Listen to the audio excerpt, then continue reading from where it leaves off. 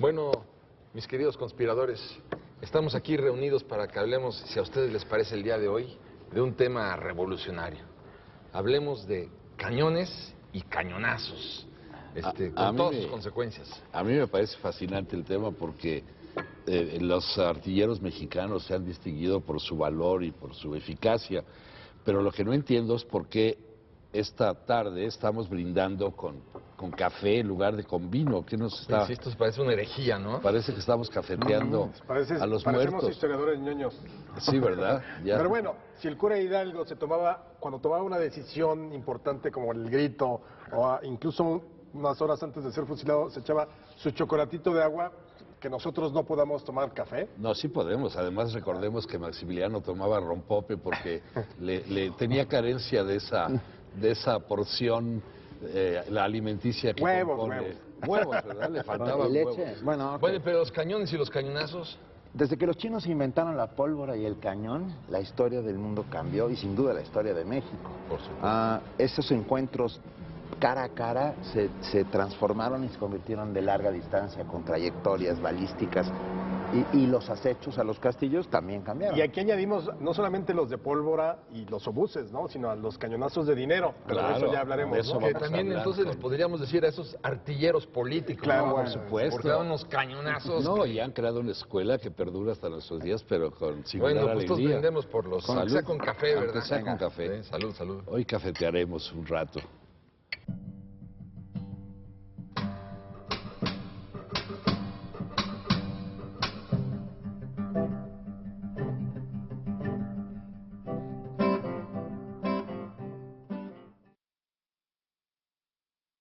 Bueno, sin duda alguna, los cañones no solamente han cambiado el destino de México, sino han cambiado el destino de muchos otros países. Por supuesto. El descubrimiento de la pólvora efectivamente alteró la marcha de los tiempos, porque antes era, claro, los combates eran cuerpo a cuerpo con espadas o con lanzas, pero aquí ya a larga distancia podían destruir las explosiones. Mira, yo recuerdo cómo en la batalla del Monte de las Cruces, que ganó, por cierto, el artillero Mariano Jiménez, derrotó allá a Trujillo, gracias a su eficacia como artillero, los indígenas ponían su sombrerito delante de la boca del cañón porque jamás habían visto un cañón. Y claro, el cañón disparaba y los hacía hamburguesa, los hacía picadillo, ¿verdad?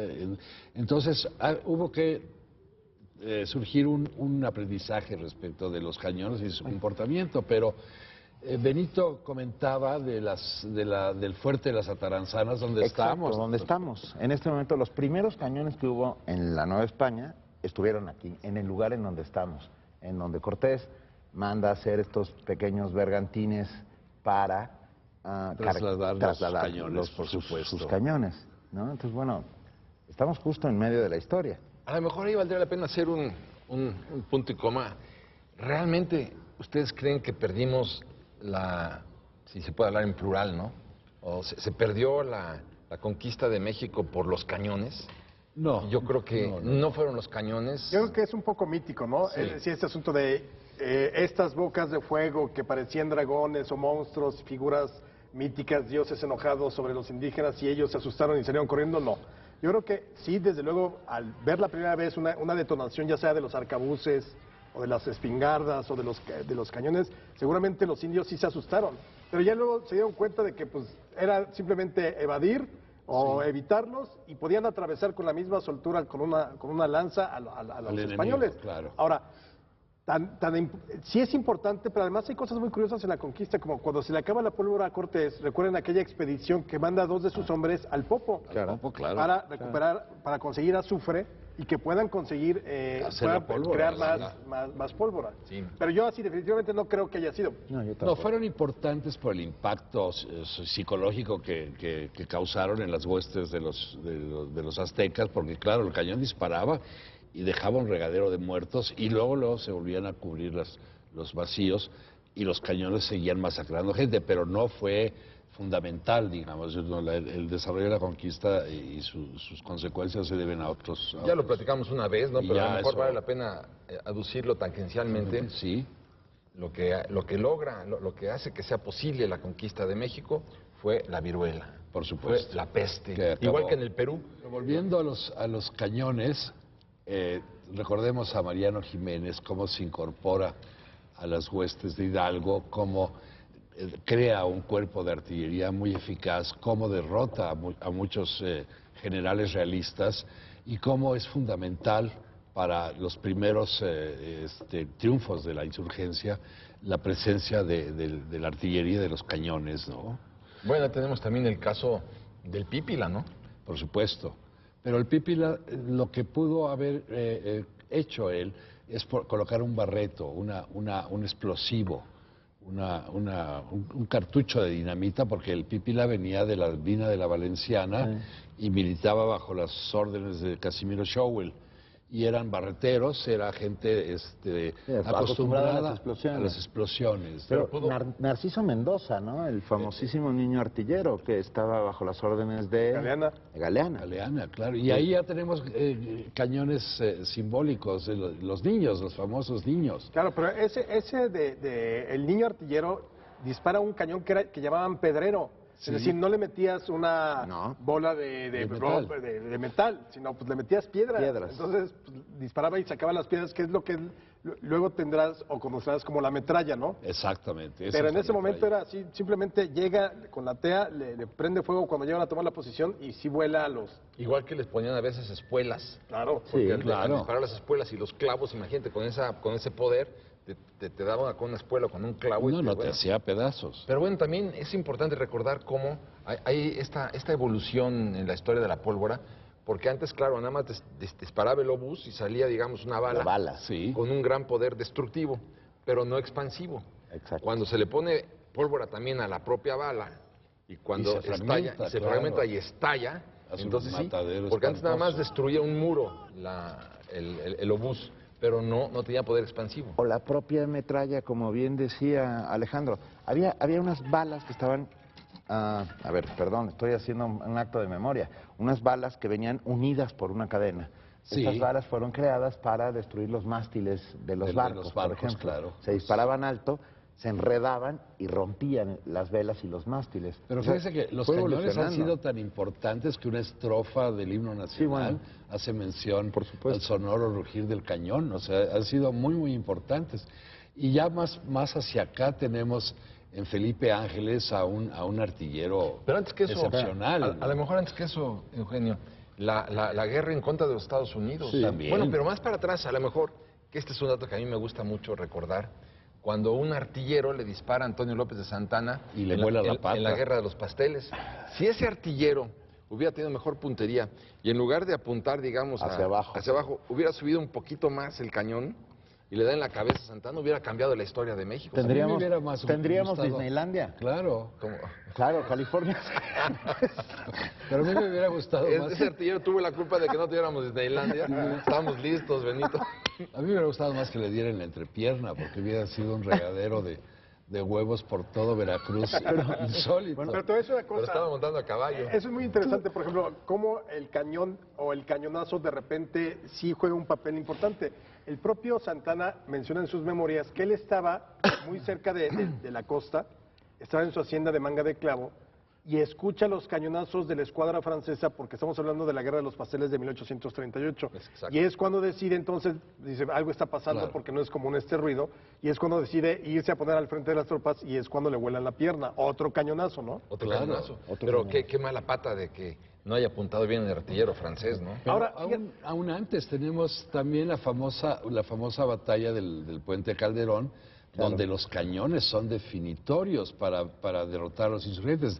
De hecho, lo que sucede es que una bala, una granada de un cañón, cae en el polvorín de los insurgentes y el polvorín estalla hace un matadero de gente y se incendia el pasto y entonces no pueden ver al enemigo. Nadie ve qué está sucediendo. Y ahí los derrotan. Y ahí es donde se perdieron los cañones que hasta ahora recientemente encontraron otra vez ahí cerca de Guadalajara, ahí bueno, en Puente de Calderón, que eran los cañones que había mandado... Calleja, que había mandado, el cura Mercado, el cura Mercado a Hidalgo claro. de San Blas, Claro, que habían desartillado la bahía, el fuerte, y se los habían llevado a Puente Calderón. Pero todo esto fue por culpa de Hidalgo, perdón. Si le hubiera dejado a Allende la responsabilidad militar de la independencia, no hubiera pasado. Pero claro, Hidalgo de repente se siente militar o general. Sí, tenía y bueno, un gran sentido protagónico y quiso pero ¿a qué costo, verdad? subirse sobre la ¿A qué espalda costo? de Pero otro Allende, caso, ¿no? si quieren... En la guerra del 47, ahorita que mencionaban Sí. la guerra contra Estados Sí. Unidos, pues, recordemos que, bueno, en Churubusco, comentábamos antes de esperar a conspirar, ¿no? Sí. Resulta que obviamente estamos tan mal preparados en términos armamentísticos que eso también es otra constante en la historia. Por eso generalmente nos derrotaban todo mundo, ¿no? La compra de armas al extranjero, ¿no? Que los cañones, el calibre que tenían los cañones no correspondía a las balas en Churubusco. Pero eso fue un acto de mala fe De mala fe. de Santana. Pues fue, Sí, eso sí, es lo- sí. fue el No, bueno, cuñado. estoy convencido de que Estás- sí. El cuñado de Santana, Ricardo Santana- Dromundo, era el que abastecía de municiones y de Y le armas al manda ejército. a Anaya, que estaba Exacto, defendiendo le manda Churubusco, esto. balas de cañón que no cabían en los cañones. Pero a lo de- mejor tendríamos que remontarnos a Alejandro Atocha. Alejandro Atocha es el embajador de Santana ante Ajá. el presidente Polk y va y le dice que a cambio de $30 millones Santana se dejará perder la guerra. Y tenía interés en que se perdiera la guerra que por eso manda, igual que las manda después al castillo de Chapultepec, Claro. porque manda balas de otro calibre Sí. al propio Bravo y le dice Bravo, pues es que claro, cómo iba a perder, cómo iba a ganar así la batalla. Y por eso no lucha en la batalla de la Angostura, que ya la tenía ganada. Ganada, bueno, la ganó. Y que Taylor estaba por retirarse y sin embargo Santana decide retirarse, ¿no? Entonces, por eso se explica que Santana intencionalmente hubiera mandado balas de otro calibre a la misión de Churubusco y al castillo de Chapultepec. Es que la artillería es definitoria en el desenlace de las batallas. Pero aquí ¿no? también vale la pena acotar algo.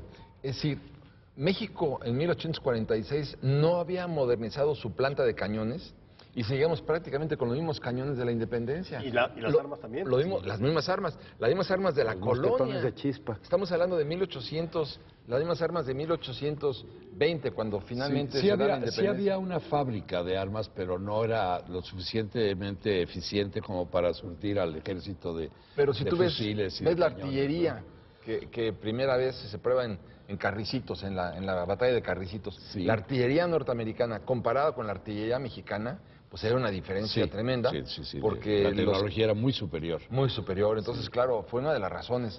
Pero yo creo que bueno, Ahora fíjense, muchos de nuestros grandes artilleros estudiaron, hicieron su carrera de ingenieros militares en México y luego fueron especializados en artillería en Francia. Es el mismo caso de Mariano Jiménez, de Felipe Ángeles. El propio Miramón estuvo estudiando artillería en Berlín. Francia. En Berlín, sí. sí.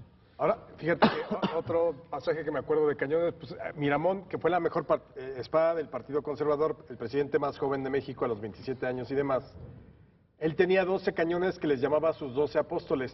Y con esos hizo correr a los liberales durante la Guerra de Reforma de una manera increíble, hasta que obviamente perdió ahí en Antón Lizardo, Claro. cuando le quitaron los dos barcos con los que quería bombardear a Veracruz, donde estaba Juárez.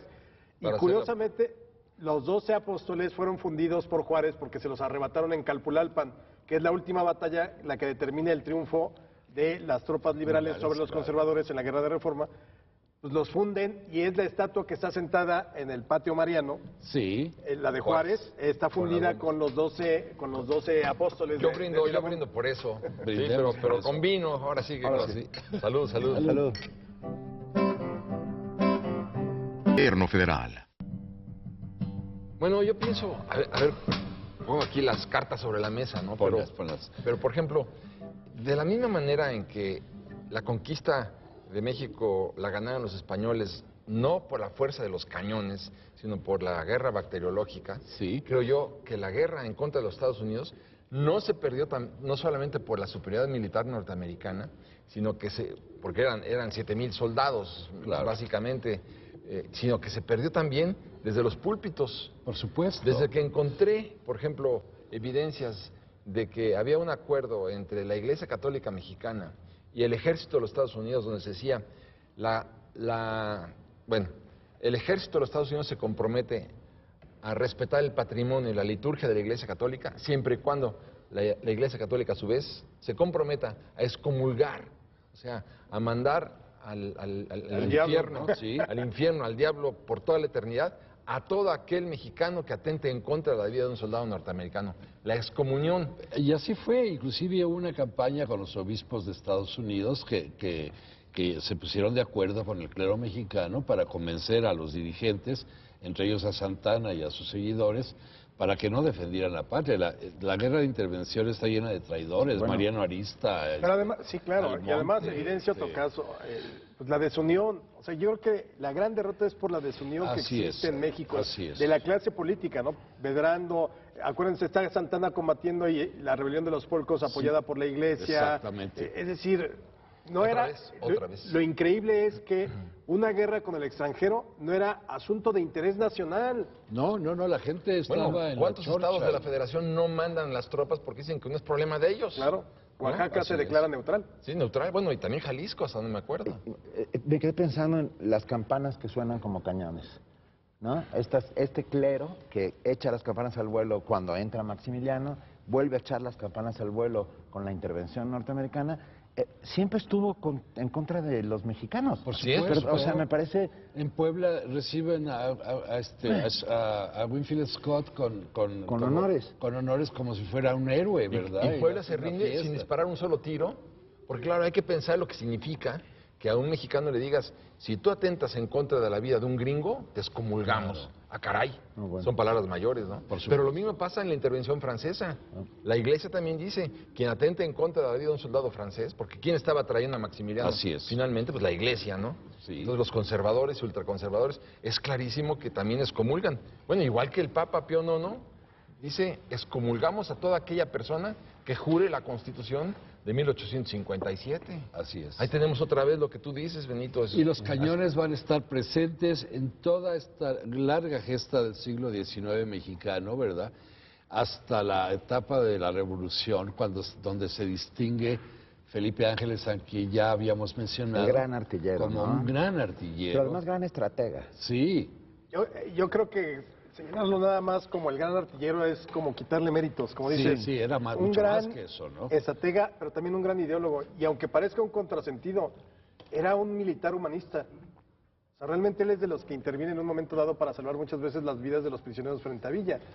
Pero su arma favorita, y realmente él hacía casi una poesía de un tiro parabólico cuando lo está estudiando en el colegio militar, realmente se enamora de esa manera de lo que significa el disparo de un cañón. Por eso a Villa le tenía tanta deferencia, ¿verdad? Bueno. Porque en las batallas de Torreón y Zacatecas los cañones fueron fundamentales. Y en los trenes que transportaban había siempre vagones especiales descubiertos Destinados. en donde viajaba Claro. el niño, que era uno de los cañones favoritos de Felipe Ángeles, que tenía como Sí. mejor que toma disparo. esta denominación Claro. del niño de Morelos, que más bien era de los Galeana, que son los que creo que funden una campana y hacen este Y hacen el cañón, cañón. que llaman el niño, ¿no? Tú contabas algo de unos cañones que les movían la mira.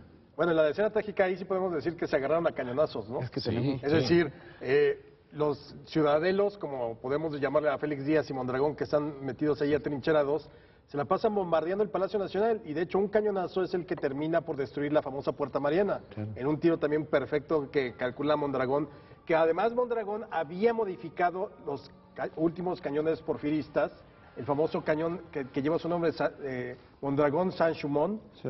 era como la última novedad que tenían. Entonces Ángeles se queja de que durante la escena trágica, recordemos que Ángeles está peleando del lado del presidente Madero, Sí. cuando trata de estar bombardeando las posiciones enemigas, pues falla en todo, porque dice que le saboteaban las miras. Entonces, cuando él ya tenía preparado su tiro perfecto, algo salía mal, porque las miras las habían en la noche anterior alterado claro. los propios enemigos del régimen de Madero. Y perdón una pregunta, Mondragón es nuestro Smith & Wesson, ¿no? Claro. Porque además crea una carabina que se hace Sí, en México, claro. que curiosamente esas carabinas acaban siendo enviadas subrepticiamente, es las carabinas Mondragón, para la República Española. La brigada Lincoln va a combatir pelear con va a esas- pelear con carabinas mexicanas. Los rifles mexicanos. Ya actualizados, ya, Sí, ya sí, modificados. sí, por supuesto. Pero qué final tan espantoso el de Felipe Ángeles, ¿no? Sí, Sí, fue sí, una crueldad insólita y muy injusto lo que hizo Carranza con él, Y ¿no? sobre todo el desperdicio, como decía Pero cuéntenlo Alejandro. porque hay otros conspiradores que no saben de qué estamos Sí, hablando. estamos hablando del fusilamiento de Felipe Ángeles en 1919, después de que combatió en contra del ejército de Carranza por parte de los convencionistas, ¿no? que además se acaba de conmemorar, el 26 de noviembre de 1919 es cuando lo fusilan. Pero es muy interesante porque es un personaje que realmente es el que equilibra a Villa. Tiene por un lado a Rodolfo Fierro, que es el asesino un salvaje. Por otro lado, tiene como ese ánimo demócrata de Ángeles. Ángeles se había empapado de las ideas democráticas de Madero porque lo acompaña en los últimos días del cautiverio, hasta que a Madero y a Pino Suárez los sacan y los asesinan. Luego se une a Villa, las grandes batallas, y después de que es derrotado nuevamente por los cañones de la división de Obregón en el Bajío a Villa, ahí hay un rompimiento entre Ángeles y Pancho Villa, porque Ángeles le había dicho, vámonos al norte a combatir, esa es la zona natural de la división del norte. Claro. Ya muy ensoberbecido Villa dice, no, aquí en el Bajío le gano a ese perjumado, como le llamaba a Obregón. Rompe, se va al exilio y regresa en 1918, diciembre, pero ya en un sentido como, yo creo que ya lo habíamos, como diríamos hoy en día, ya lo perdimos. O sea, llega muy mesiánico, muy de vengo, en misión de amor y paz por la República. Y ya no era efectivo. Pues no, y además todavía se seguían entendiendo a balazos. Lo agarran, lo traicionan, en noviembre de 1919 lo agarran en el Cerro de las Moras. Y ahí lo mata. Y se lo llevan a Chihuahua, un juicio sumarísimo, ya estaba dictada la sentencia de muerte desde el rompimiento con Villa y Carranza. Y ahí lo fusila. Y hace una perorata en un discurso maravilloso donde defiende a Villa, donde habla de la democracia de Madero, y lo fusilan a las 6 de la mañana del 26 de noviembre de 1919. Pero también hay que recordar, digamos, la influencia intelectual, liberal, que él absorbe en los años que vive en Europa, ¿no? Sí, por supuesto. Yo sí entiendo que vea la distancia, digamos, la violencia en México desde Europa, y dice, qué barbaridad, ¿no? Bueno, claro, también estaba estallando la Primera Guerra Mundial, pero de cualquier manera él absorbe, digamos toda esta esencia liberal también de respeto a los derechos universales del hombre y todo esto. Sí, de los cuales estaba imbuido. Y si no me equivoco, otro de los grandes perdedores en base a un cañonazo fue el propio Obregón, al que le desprendió una mano a la metralla del enemigo, ¿no? Y ese es el gran artillero político de México. Cuando dijo la célebre frase, nadie resiste un cañonazo de 50,000 pesos. Creo que dijo, ningún general mexicano, ¿no? Resiste un cañonazo de 50,000 pesos. Pero eso creó escuela, porque todavía el día de hoy, aunque ya hay que traducir los 50,000 pesos a euros o a libras esterlinas, se sigue manejando esa metáfora, ¿verdad?, de que nadie resiste un cañonazo. Bueno, y cuando sale de la anestesia, Obregón, y le preguntan, ¿cómo se siente mi general? Y dice, pues ya perdió usted el brazo definitivamente. Dice, ¿qué opina? Pues dice, es que ahora estoy en desventaja con todos mis colegas. Claro. ¿Por qué? Porque mis colegas pueden robar con las dos manos, yo solamente voy a poder robar ya con una.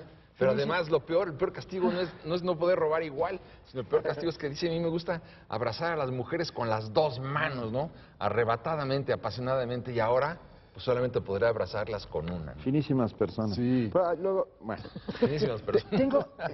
Tengo en la cabeza la imagen de un cañón, y se las voy a contar. Debe ser el año 1927, es una fotografía del archivo Casasola, y es un cañón frente a muchos sacos de arena frente a Catedral.